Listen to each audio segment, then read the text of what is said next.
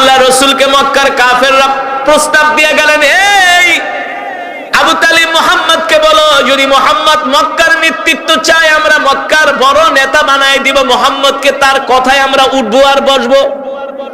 কথা বুঝছেন? কত বড় পাওয়ারফুল বড় বড় নেতা ছিলেন ওরা।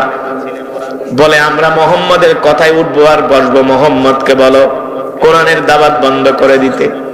আল্লাহ নবী শুনতেছেন আর বলতেছেন, চাচা আর কি বলছি?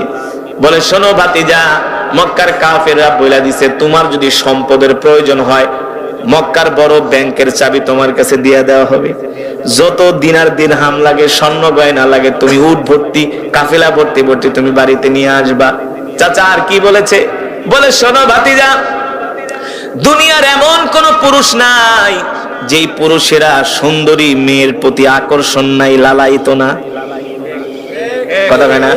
পৃথিবীর ইতিহাসে যুগে যুগে যত বড় বড় মুসলিম নেতাদের মাথা নষ্ট করেছে কাফের বেঈমানেরা সুন্দরী নারী দিয়া।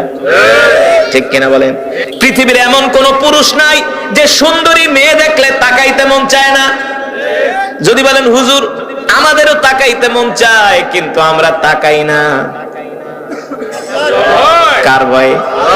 জানি যে তাকাইলে কবরে গেলে কপালে মাইর আছে। যদিও ভুলে ঠুলে কোনো মেয়ের দিকে নজর চলে যায়, বার সাথে সাথে নজর ফিরাইয়া আল্লাহ মাফ করে দিয়ে, এটা অনিচ্ছাকৃত। ঠিক কিনা?